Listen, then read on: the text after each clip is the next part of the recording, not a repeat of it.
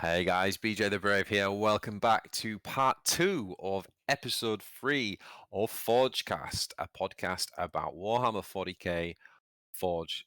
I just said FORGECAST, didn't I? WARPFORGE. You know what game it is. You've just listened to part 1 over on the Ecclesiarch channel. You're still with us and you're here for more talk.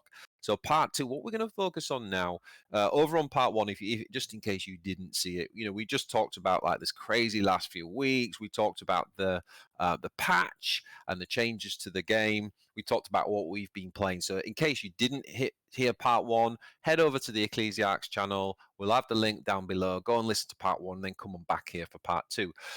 With that said, what we're going to focus on in part 2, Ecclesiarch, is we're going to start to turn our attention to looking forward to 2024. And the focus of this part is really, what are we excited about in the game? What do we think's coming? What are we going to be doing on our YouTube channels? Because we're obviously both content creators for WARPFORGE. So what are we going to focus on? What can you expect from us? And to kick that off, brother Ecclesiarch, we have had today, on the 12th of January, a news article from WARPFORGE, from EG, called Parting the Veil, which I think might be the name of this episode. How new content will join the fray. So I thought to kick it off, we could kind of like just read through this and then just kind of pause and kind of chat and give our thoughts and comments. Is that all right? Absolutely. All right, so with the fires of battle raging across the galaxy in 2023, players across the globe took command of some of the most iconic factions of the Warhammer 40k franchise in epic card battles. After every first step, another must follow, and in 2024, WARPFORGE goes bigger and better. In this web post, we want to give you a glimpse into the times to come, sharing how we plan to introduce new content and our vision for the game this year. At the same time, we aim to answer some of your most frequently answered questions in the Question for Devs channel in the game's official Discord server. So that's cool. If you're not on the Discord, maybe we can put a link, Ecclesiarch, into that. If new players are listening to this and you're not part of it, go and join the Discord. It's really good. It's got like videos to kind of helpful kind of guides on YouTube and streams. It's got like faction channels. So if you just play Necrons, for example, you can join that. It's got like deck building channels. It's even got things like lore and art and miniatures and all that sort of stuff. So if you're not part of the Discord, just a quick promo, go over and join the community there. So they get into next, like how the new content's actually going to work.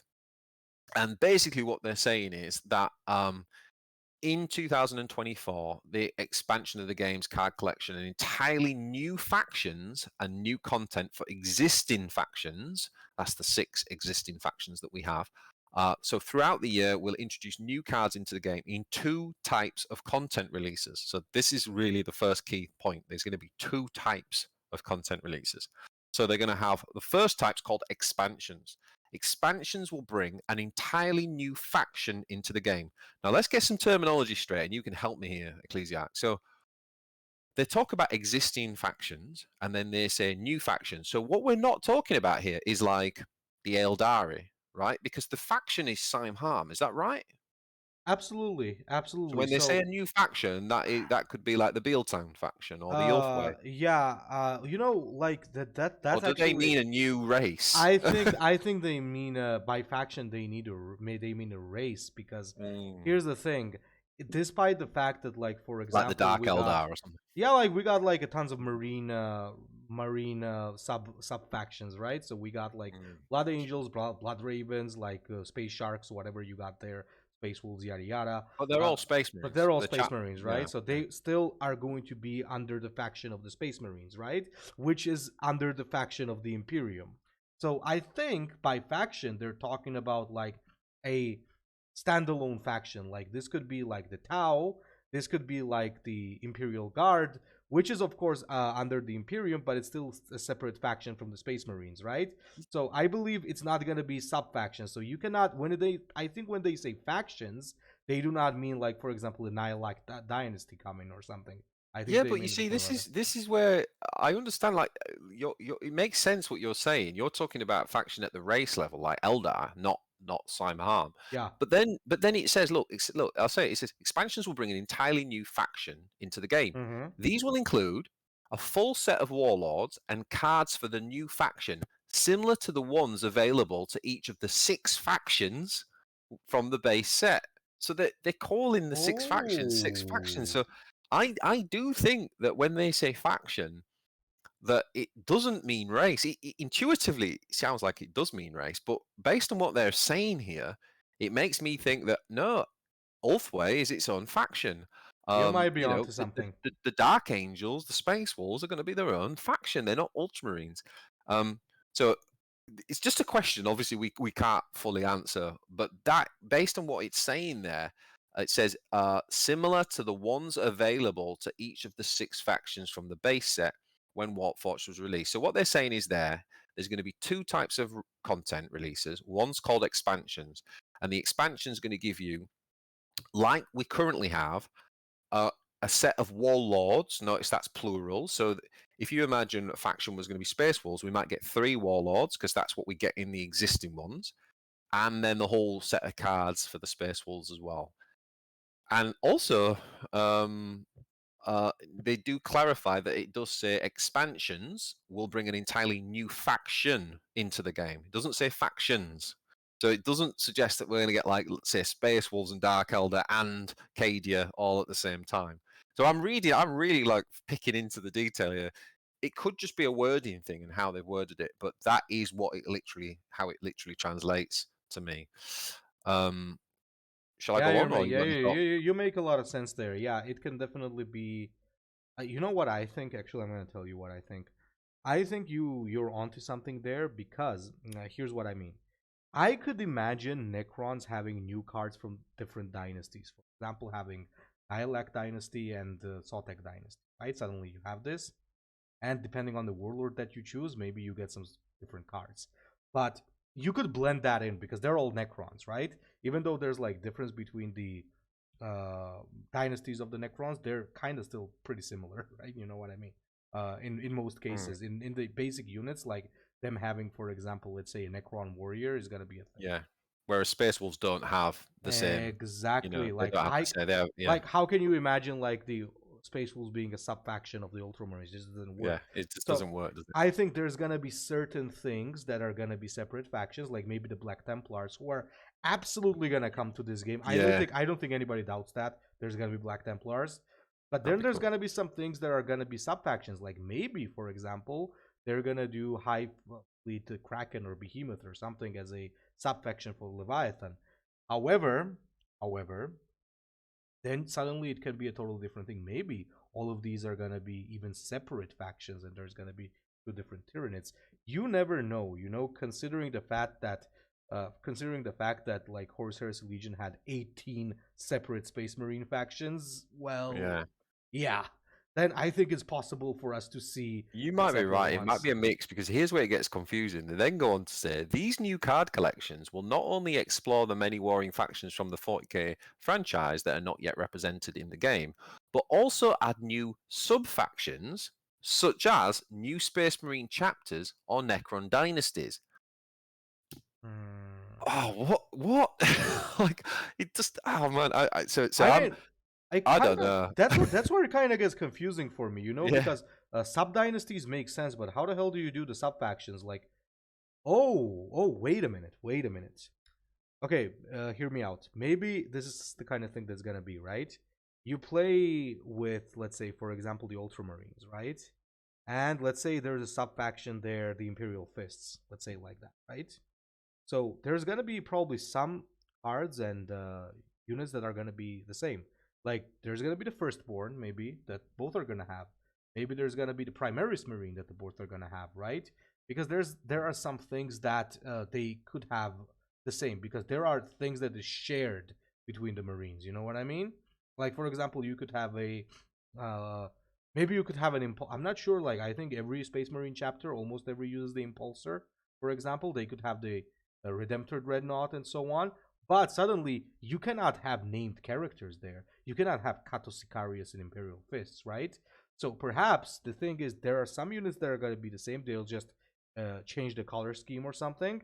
And then suddenly there's some other units available. However, Mm. still, I think that for Space Marines, it's going to be a little different. Because honestly speaking, if I just see like my Space Marines just changing color, it's kind of just doesn't fit. No. I think No. for Space Marines there's gonna be chapters that are gonna be like separate. But for dynasties, maybe it's gonna stick to being a sub faction. Yeah, Space Marines always getting the coolest stuff, man. As always. So however they do it, however that kind of faction and sub-faction things breaks down, that is under the one type of content release called expansions. And then they have a second type of content release, which are going to be called reinforcement drops. Now, I should just spoiler alert, further down the article, they say that they're going to release 3 expansions a year. Oh, nice. So, that's one every 12 weeks, every 4 months, isn't it? If there's 3 a year, that's one every 4 months, so there's 16 weeks. Now you might think, oh well, 4 months is a long time to go, and well, this is where the second type of drop is going to come in, called reinforcement drops. So it says reinforcement drops will be smaller content drops that will expand an existing faction's card collection. So what we're currently playing with, right? Our Simhan and our Saltec Empire and our Ultramarines. Like a Good. new. So we are going to get new cards for existing factions. These will introduce a new warlord. Okay, cool. So where we're all getting hacked off with these 2 Chaos Warlords, and maybe we'll get a fourth. We'll get a fourth, new Chaos Warlord in the reinforcement drops for that faction into the game, as well as approximately 10 new cards. Now, I'm not going to talk too much about it, but there was a little bit of a blip with the Tyranids, and we may have already seen. We may have seen some of the reinforcement drops for the Tyranids. Hey, we're not going to talk about it too much. We're not going to talk about it. Let me say one thing. It did more good than more damage because people who saw that said that they loved it. By the way, EG, one more thing. People who did see those unfortunate leaks, let's just say like that, they gave very good feedback. And a lot of people said that these cards actually filled, including Shumatsu himself, they said that these cards kind of fill up the void of some things that Tyranids have been missing. So yeah, that's pretty cool. Yeah. So what it is it gives us a new warlord, and it gives us approximately 10 new cards. So hold up. So we'll introduce a new warlord for that faction into the game, and as well as approximately 10 cards to complement the playstyle or open up a new archetype. So it looks like each of these reinforcement drops, it's only going to focus on one faction at a time again, but you will get a warlord and 10 new cards. So like if you're waiting 4 months for the big expansion, then you're going to get more of these. And it actually says that we're going to get 6 of these a year. So that's essentially every 2 months, right? So in other words, what that says to me is you're probably going to be going somewhere between like 6 weeks will be the shortest, but probably closer to around 8 weeks. So every 8 weeks you probably get some new, brand new content. Maybe like at the end of this month we get an expansion, and then after like another month we get a booster. Yeah, I don't know. What we're saying? And then it says the current. So we're going to get 3 of the expansions and 6 reinforcement drops. So you can look at that as like 9 drops, right, across the 12 months, which is why I was saying essentially every kind of like six weeks you're probably going to get something. It says the current plan is to introduce all of the new cards into the all faction booster pack card pool. Now this is really key, guys. We just finished a season. I'm sitting on 12 packs in my all factions booster packs, and I'm not going to open them because I already have my collections pretty full. And I've actually emailed EG to clarify this, and the new cards will go into those packs. So if you hold your packs, when the new stuff comes out, you will actually be able to get new cards in there. And what they've also confirmed, so for example, is that if they do an expansion on Ultramarines, which they're not for a few months, the Ultramarine specific packs that you could be saving now will then include the new cards. So just a little kind of collection tip there for you. So it says the launch of a new faction will also introduce a new faction-specific booster pack into the in-game shop, and cards added via reinforcement drops will be added to their faction's booster pack card pool. We'll celebrate every new content release with a 2-week-long in-game event. Now, I think this is something they do in HHL, right? Can you say a little bit more about like how the events work there? What we'd expect? So essentially, there's a couple of things that usually happen in Heresy Legions when a new faction drops. So let's say, for example, the Iron Warriors, right? The first thing that they do is that in the draft mode or event, as they're called, uh, you get to play as the Iron Warriors. In Horus Allegiance, it's not like the draft in Warforged. In Warforged, you go into draft, there's a chance to roll any warlord from any faction. In Horus Heresy, there's not like that. There's like there's like things that are called like battles. Like when you go into event, for example, it says like drop site massacre, right? So you're only going to be able to choose factions from the drop site massacre. Those that were present there, right? So that's the thing. Usually, one of the first part of the event is that you get to play as those warlords that fact those new factions and cards in the draft mode. The second is that there's always exclusive deals that let you get these factions. There's also exclusive deals that you can get like faction specific boosters. Like because as you know in Horus Heresy Legions there's not a faction booster like Ultramarines. There's expansion boosters that include like 3-pack factions, right? So for example, if you buy a Hidden Dagger crate, you get either Alpha Legion, Iron Warriors, or Night Lords. And during those events, you can buy those crates. I think for sometimes for cheaper, sometimes for a very unfair price. But in any case, so these things are available. And there's a new battle pass that is focused on this new faction. However, I think that with Warforged they're gonna do something different because in Warforged, like if they are saying event, that means that the draft mode is gonna be a very special type. And let me tell you what it is. One of the things that I really loved in Horus Heresy Legions is that sometimes we got a very special type of. Actually, let me start from the beginning. In Horus Heresy Legions, whenever there's a draft, it lasts for a month during the season. I think it lasts for a month.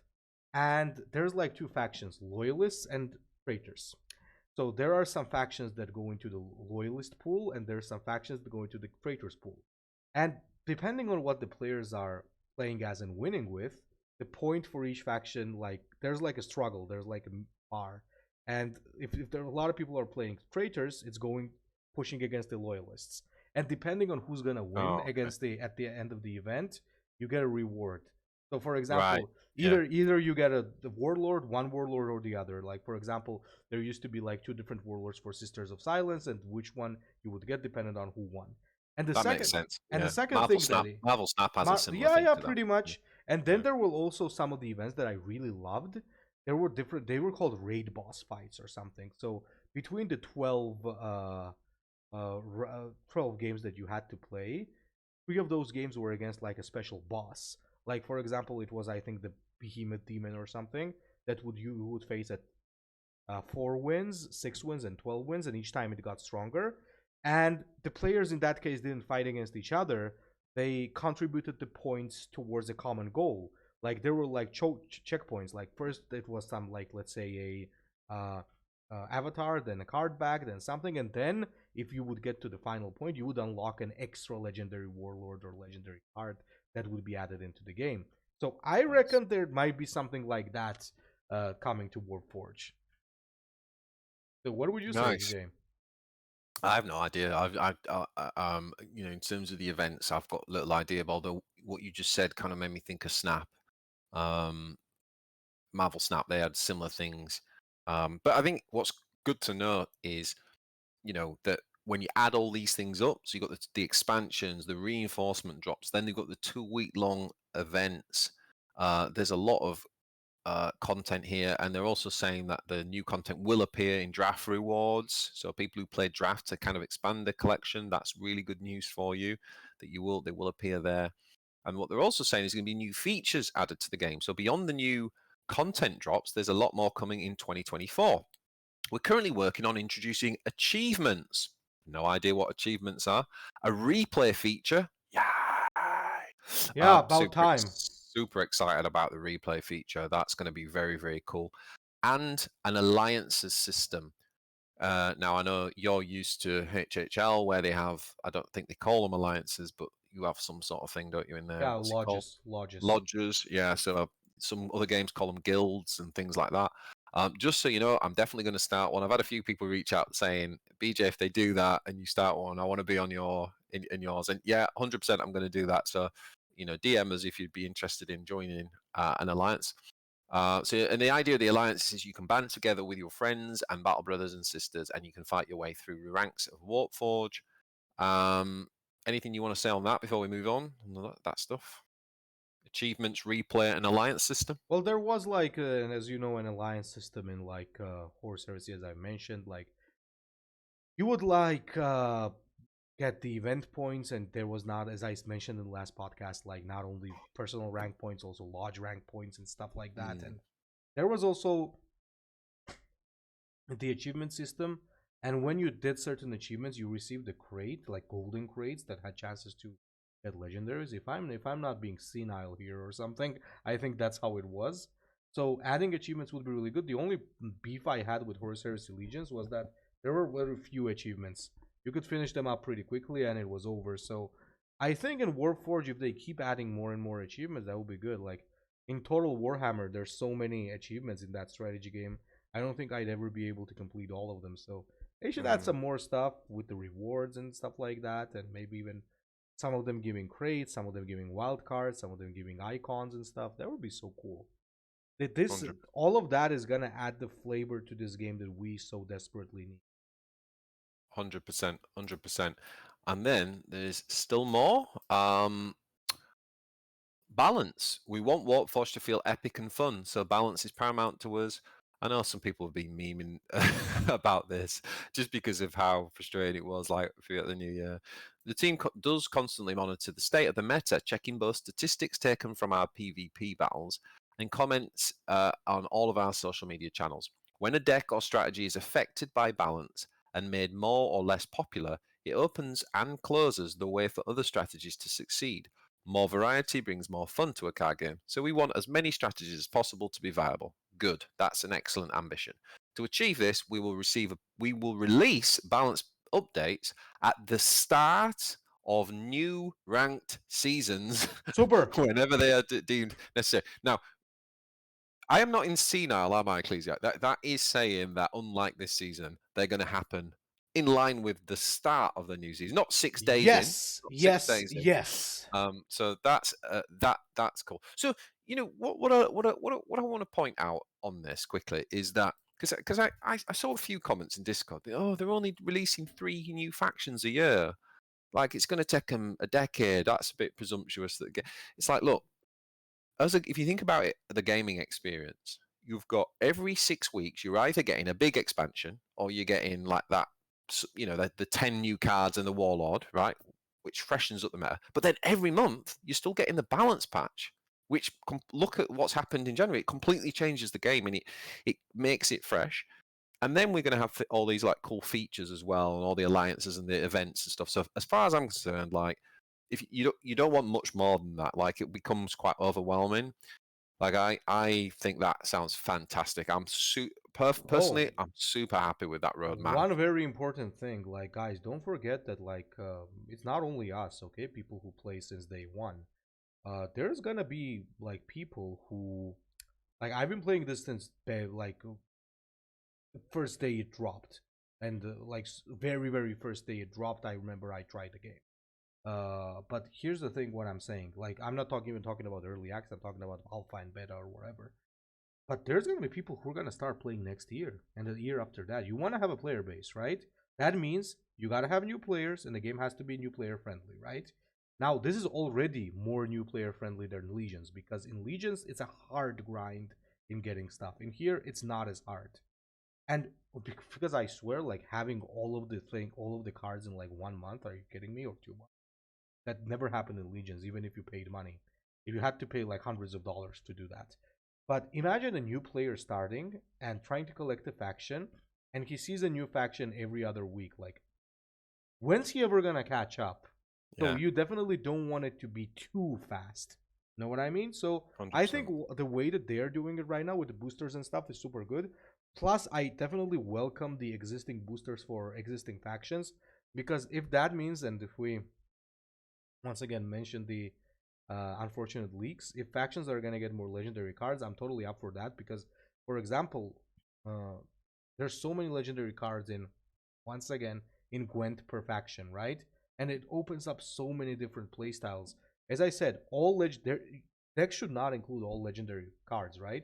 there should be certain legendary cards that there are for certain decks. That's why I had that Iskandar Kaon change idea, so that he would be maybe a legendary warlord for Sylar and not legendary card for Sylar and not for Abaddon, right? Just a design thing on what you're saying there. You know, it's like the Orc Knob. Who's another one? Ulcaris to a degree in Chaos. There's quite a few where Kronos in Ultramarines. These are cards that they're so well statted that you just play them because they're just really good Sure. statted. I actually think the legendaries should be not almost like understated against the basic card, but their ability is what makes them powerful, because that would enable, like you're saying, you play that card because it fits a certain way of playing and a certain archetype and a certain theme, not just because, well, it's got better stats than all the other 4-drops, so check it in. So I'm sorry, it's just a quick design thing. I just think we could improve. Anyway, so look, so tons of stuff coming. It sounds great. I really like the sound of that roadmap. Talk to me a little bit about, like, what are you personally most excited about then in 2024, based on what we've heard there and what we now know is coming? Well, I'm excited for the game.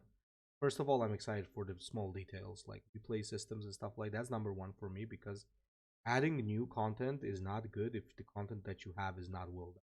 Right? So first, I'm excited for all the small things that are missing, like Warlord showing win-loss ratios, replay systems, lodges, some small things that we definitely need to have. After that, I'm already really excited for the new factions and stuff. I really do wish that we do get Sisters of Battle this year. Maybe we do, maybe we don't. I don't know. I'm like 100% sure the Tau is gonna drop this. Not even a question. Oh man! And I'm sure that the Imperial Guard is gonna drop soon. But come on, like Grey Knights, really? Come on, just give us the Sisters. Those oversized gorillas can wait. So, you know, I can't wait. I can't wait for the Tau. I think in terms of the factions, like I'm super excited to see like what they're going to do, and also the way they've described these like sub releases. It's not like the Tau are going to be released and then that's it for Tau. It's like, no, they're also going to get these expansions where you get a new Tau Warlord with 10 new cards.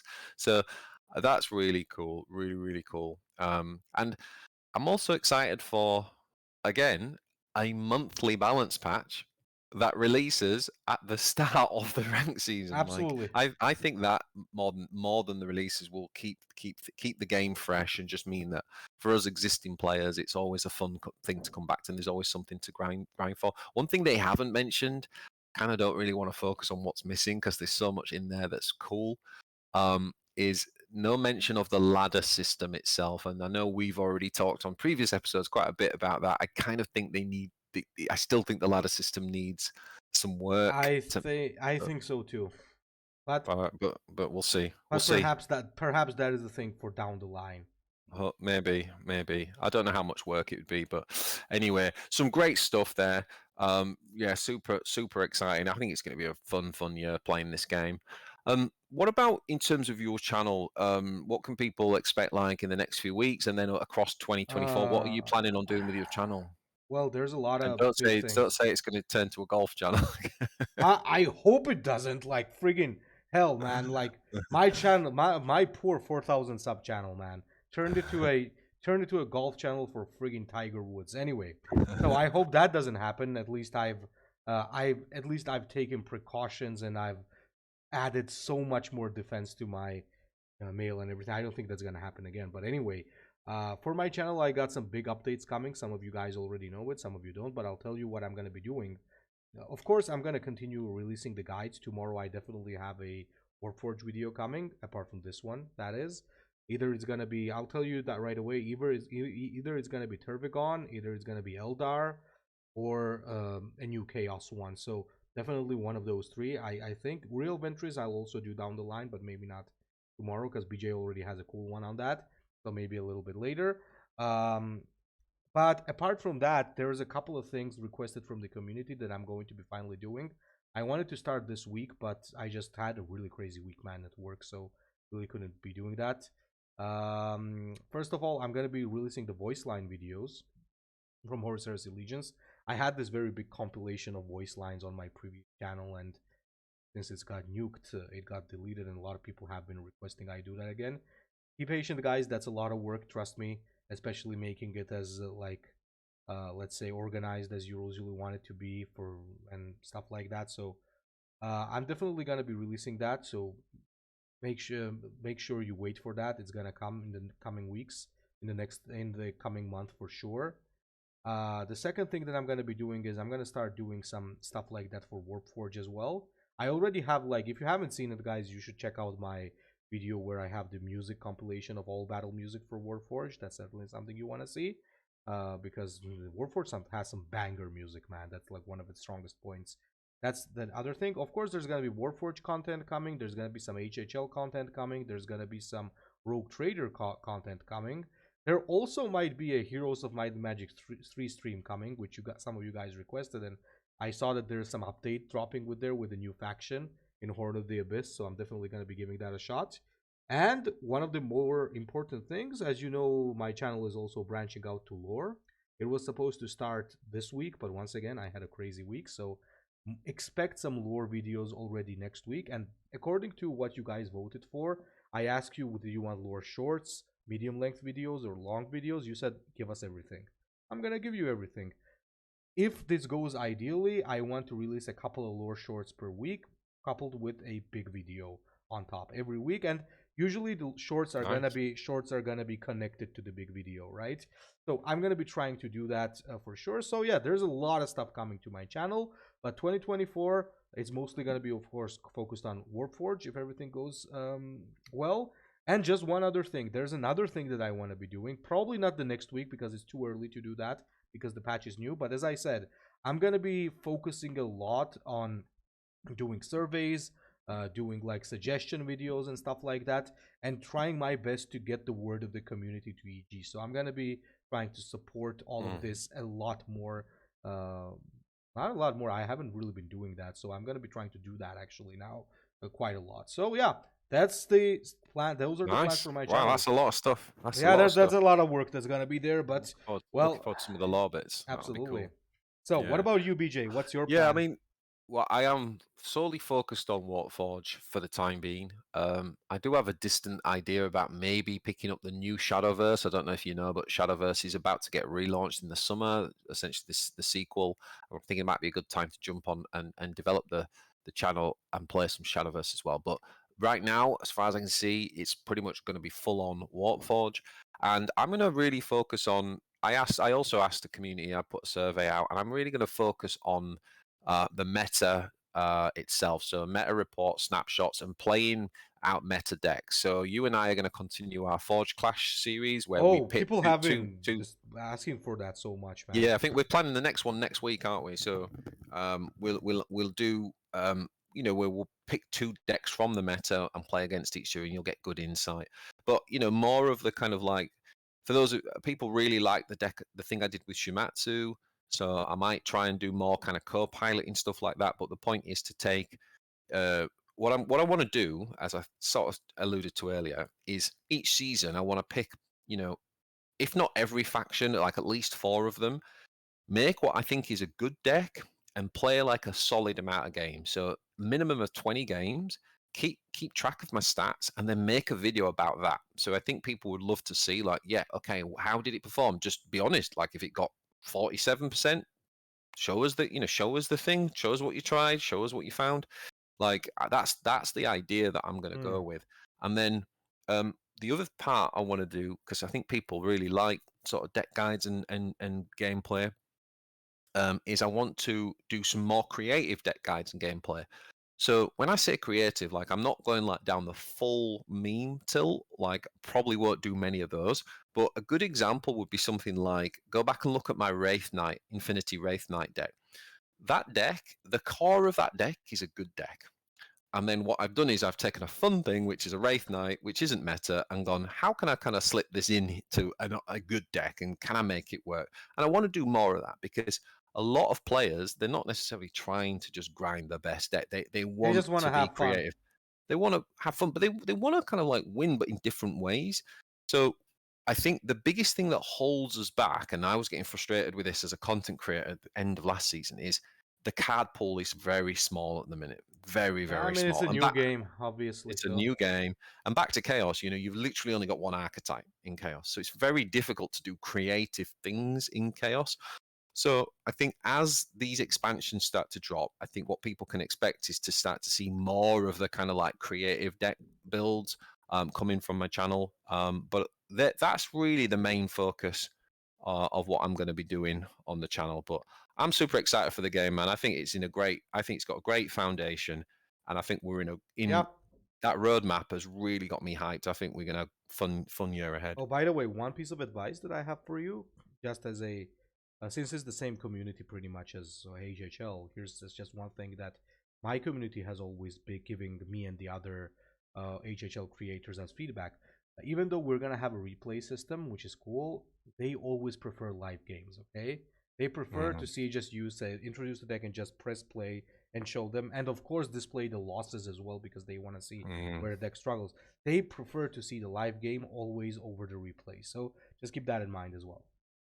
I think the replay system allows us to do, like, you can imagine us doing like commentary Yeah, over it and commentary or and breaking review and down like stuff where like it went and that. stuff.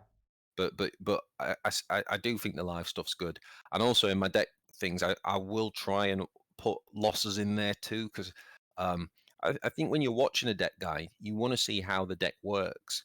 But sometimes, like in the losses, you can kind of learn a lot from it. You can see where you misplayed, where you went wrong, where you could have won the game. So I do always try to put losses in my guides as well.